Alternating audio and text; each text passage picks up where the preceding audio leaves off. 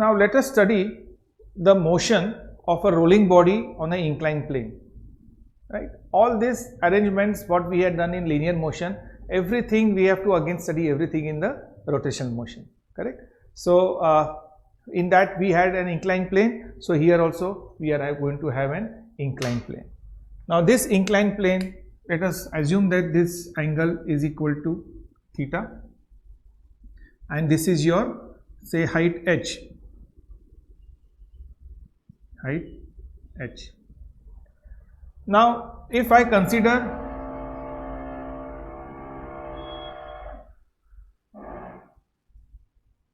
a round object, rolling body.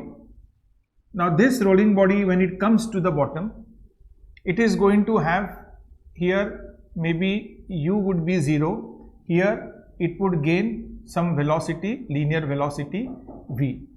At the same time, here angular omega would be 0.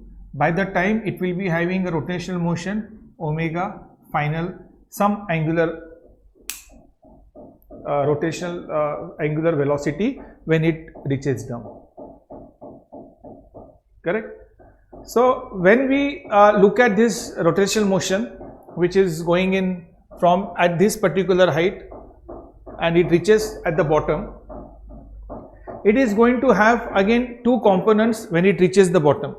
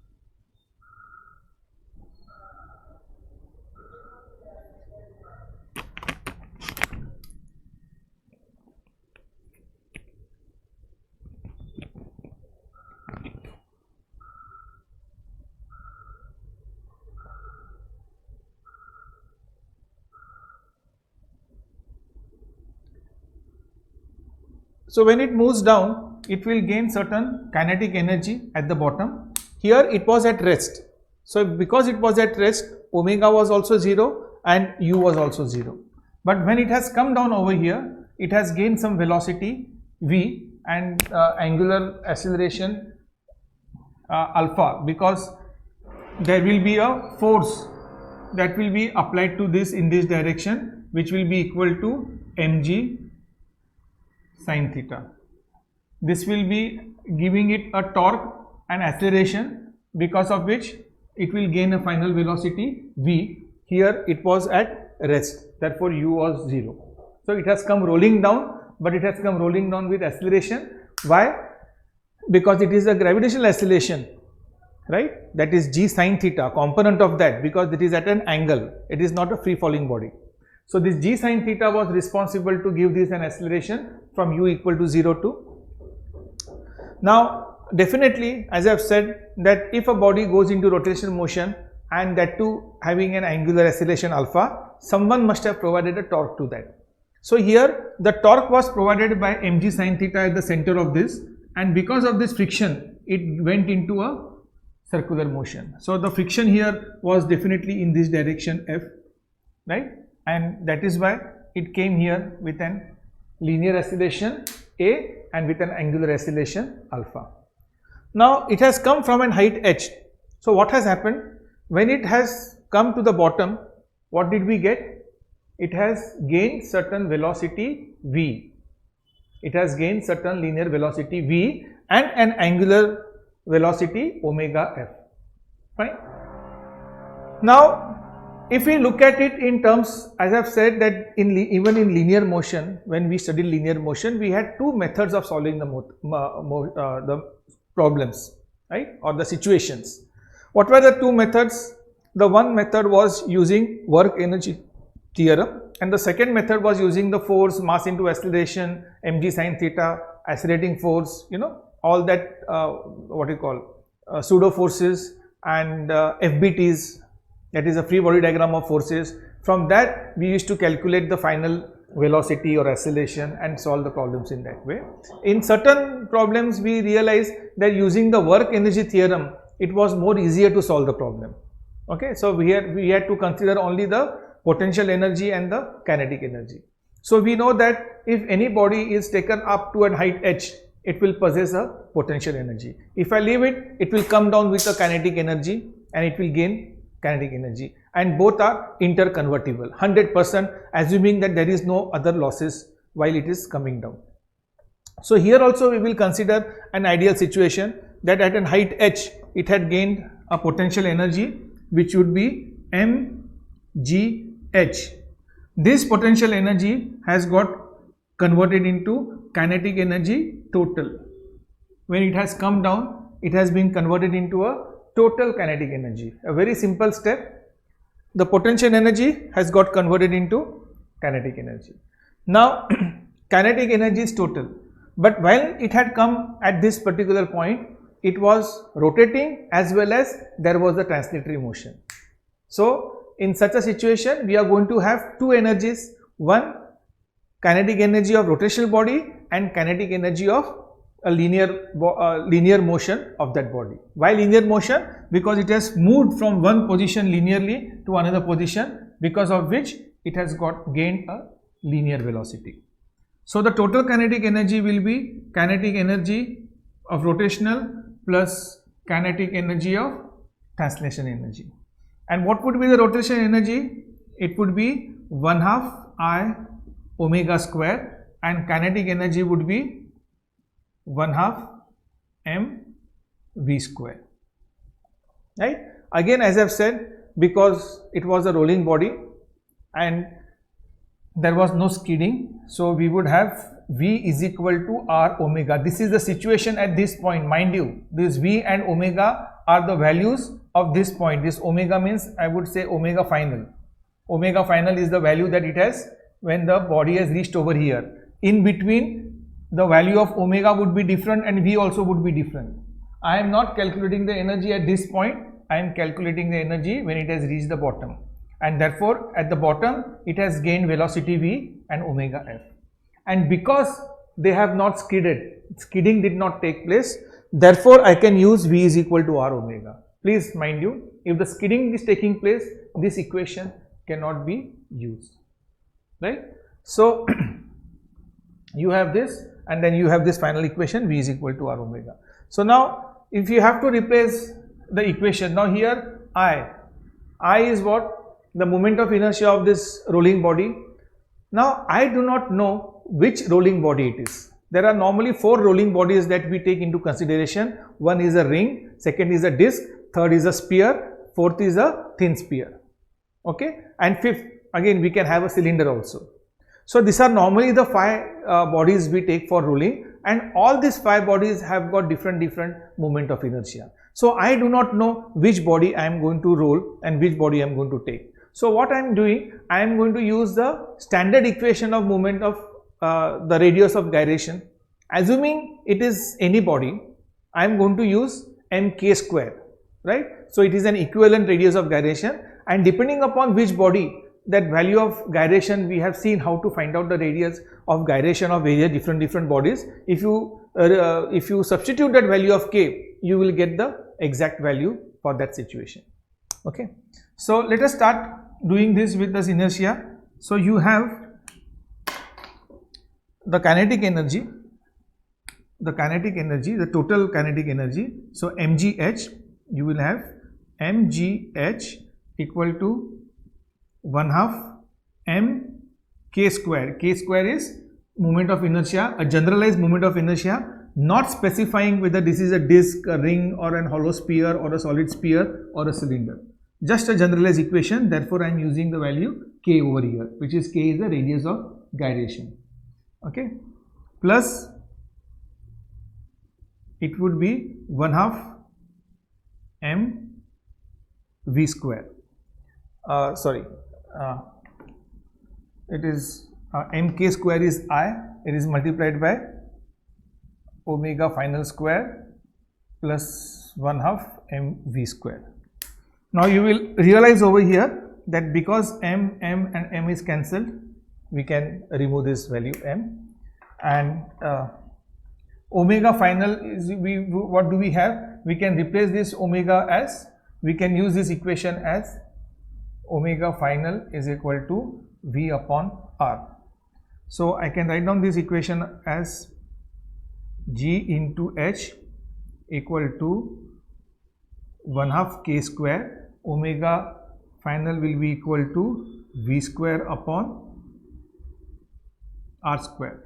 R is the radius of this circular object, whatever it may be, all the radius, there will be a radius r. So this is going to be the radius r of that circular object. This is not a radius of gyration. Radius of gyration will be with reference to the moment of inertia. That k is going to be different, and this r is the actual radius of this wheel, right? 1/2 v square. So plus 1/2 v square. So you will see, you will have, I will just write down over here. So you have GH equal to 1/2 k square v square upon r square plus 1/2 v square. I can take 1/2 v square common, so it will become k square upon r square plus 1 into GH. I can find the LCM of this v square, so this will become r square k square plus r square equal to GH. So GH into r square upon k square plus r square the whole into 2 equal to v square. So therefore this is going to be r, or if I divide r square to both the side, this is going to be GH 2GH upon k square upon r square plus 1, right, equal to v square, or I can say v is equal to under root of 2GH upon k square upon r square plus 1. This would be the final linear velocity that this rolling body will gain when it comes to the bottom of your inclined plane. So this is one of those equations which you may need to by heart, right? I will just explain to you this. The expression or the derivation is not all that difficult, you know. So I am just using the total kinetic energy. One is a rotational and one is a linear, and then I am using this conversion v is equal to r omega, which I have to use for our rotational motion body. Now putting all these values in these equations, definitely I will come to this equation if I have to find the value of velocity. But whenever such kind of situations are given, and when you are made to find out the velocity at the end of this particular inclined plane, then it is much easier if you are able to memorize this equation, right? In your exams, if you have to crack these exams, for me it is very easy to show you a derivation. For you also it is very easy to understand a derivation. But when you try to derive this equation on the day of the exam, you will be losing a lot of time. Normally you have got only 1 minute to solve the problems, correct? So the person who have topped or who have cracked these exams, though he knew all the derivations, how it has to be done, he had done one extra thing, that is just by hearting those equations, and which it is possible at your age that you should be able to by heart all these equations whatever we are deriving. Okay, so you need not to waste your time doing these derivations and then getting confirmed, yes, this is the equation. You should resort to derivation only and only when, if you are in a doubt whether this is k square upon r square or r square upon k square, right? So if you have some kind of a doubt, maybe probably you should keep that as a last option, right? And then derive and try to confirm and then substitute and find the answer. But otherwise you have got enough time now. You should keep on by hearting all this equation, all the chapters, whatever you have done, whatever derivations I have given you, right?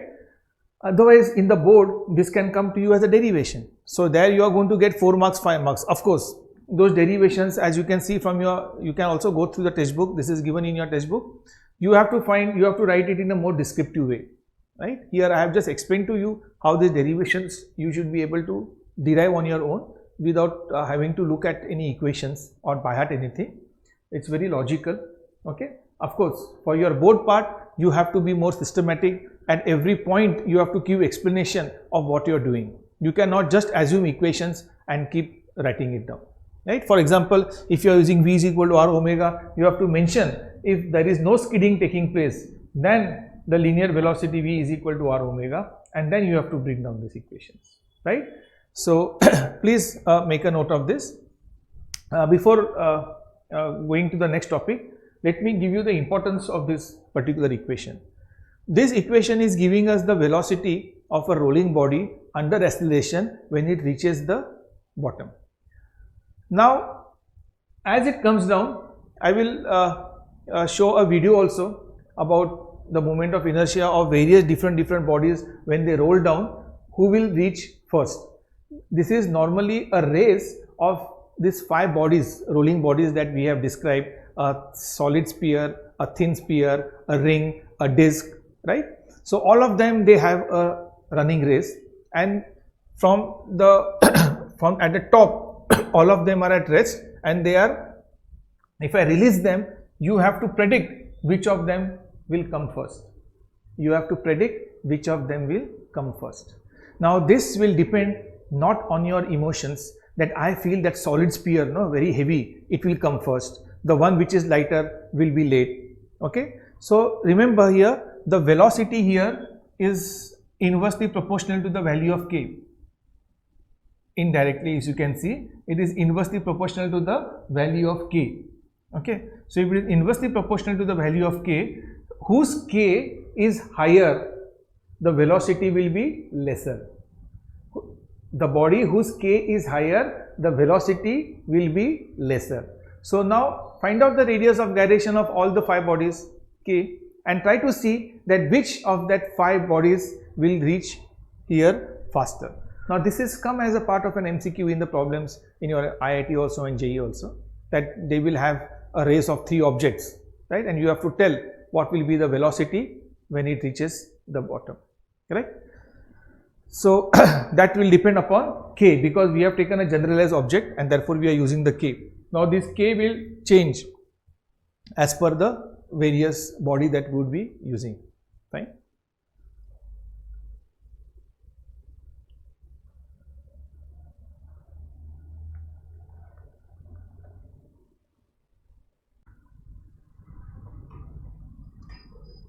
So now, in continuation with this equation, since we have derived the equation for the velocity, that the linear velocity that it will gain when it reaches the bottom. So let us also now calculate what will be the acceleration, the linear acceleration that it will be having when it is sliding down, rolling down the inclined plane, right?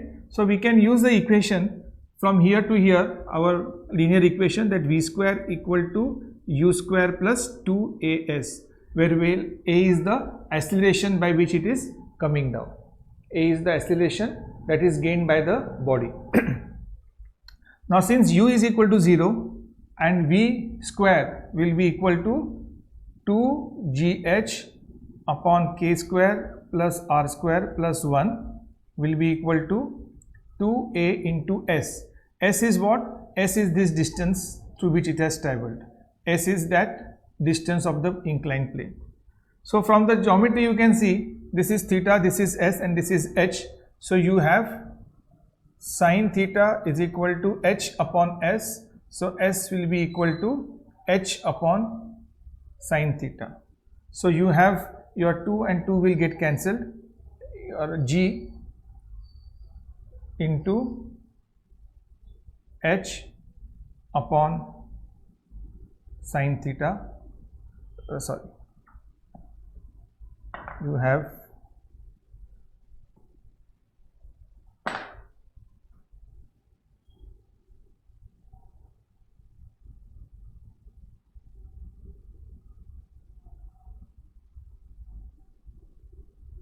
Is it visible over here? So, or should I write it? So you have the relation over here as GH k square upon r square plus 1 equal to A into S is equal to A H upon sine theta. Again this H and H will get cancelled and you will have acceleration equal to G sine theta upon k square upon r square plus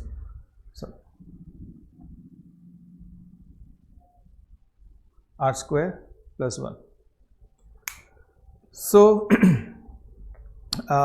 if the rotational motion is not there and if it is just the sliding, then the radius of gyration will not be there, no, k would be 0, and if this k is 0, then you can see that A is equal to G sin theta, that is the acceleration for only linear motion. But because this is the acceleration due to linear and rotational, this is going to be G sin theta upon k square upon r square plus 1.